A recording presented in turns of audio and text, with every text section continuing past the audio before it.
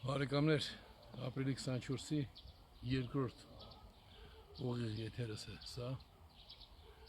Եթե հայերի հիմնական մասի համար ցեղասպանությունը ծանր ազգային ողբերգություն է, ապա մեր ընտանիքի համար դա նաև եղել է ընտանեկան ողբերգություն։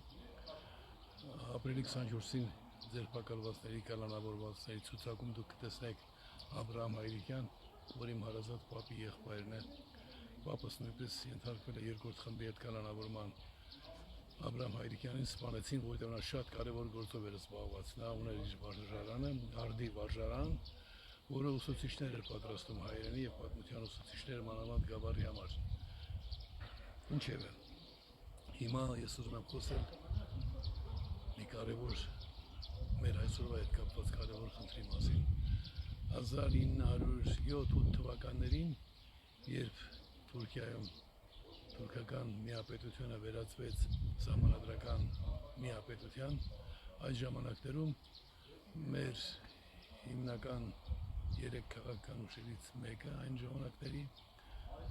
պետութենական, բայց ըստ էության պետության համար չպայքարող, ընդամենը ինքնավարության համար պայքարող դաշնակցությունը ահաբեկչական, ապստամբական միավորումից դարձավ բարեփոխական։ Եվ դրա համար շատերը մեղադրում են դաշնակցությանը,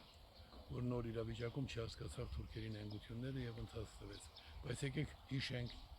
որ 1914 թվականին հսկայական տարածք Արևմտյան Հայաստանի 6-7 վիլայետներ ճանաչվեցին հայկական ինքնավարության տարածքներ եւ Բելգիայից ու Հոլանդիայից նույնիսկ գեներալ գուբերնատորներ ժամանեցին այդ տարածքներում արդեն հայկական ինքնավարությունը կայացնելու համար։ Ուզում եմ ասել, որ ի վերջո բարեփոխական դարձած ազգային կազմակերպության կեցվածքը իրեն արդարացրել էր եւ ինչու միջև վերջ չարդարացրեց, դե պարզ է թուրքերը տրամադրված էին դա արգելել, բայց համամարտկային ճշմարտ էին ենթարկվում, որովհետեւ սկսեց համաշխարհային պատերազմ։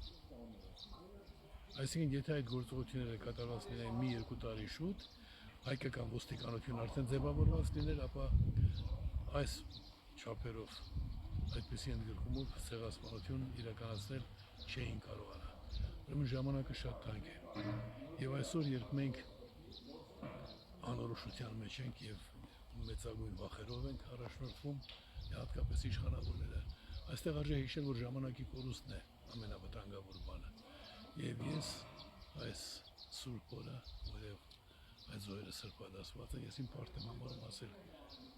հերիք է դանդաղեք, պետք է շատ արագ ընդունել բացարձակ ժողովրդավարության գաղափարը, որի ընդունումից հետո իհարկե կլինեն նաև նոր ընտրություններ, բնականաբար, ավելին միանգամից Հայաստանը կդառնա աշխարհի ուշադրության կենտրոնում գտնվող պետություն եւ հայկական հարցի նկատմամբ, մեր խնդիրների նկատմամբ վերաբերմունքն էլ այլ կլինի, չի կարելի ասացյանի բթամիտ լինել, սա ես ինձ համար չեմ անում։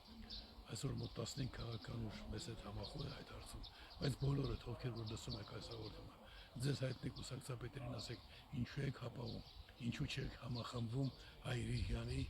գաղափարի շուրջը, փրկարար գաղափարի շուրջը։ Մեծ եղեռը մեզ պարտավորեցնում է հիշել անցյալը, պատվիր մեծերիդ նշանակում է հիշել անցյալը եւ անցյալի սխալներից խուսափիր։ Այդ էր այսօր Սուրբ Գայանեի բակում ձեզ դիմելուս հիմնական պատճառը։ Շնորհակալություն։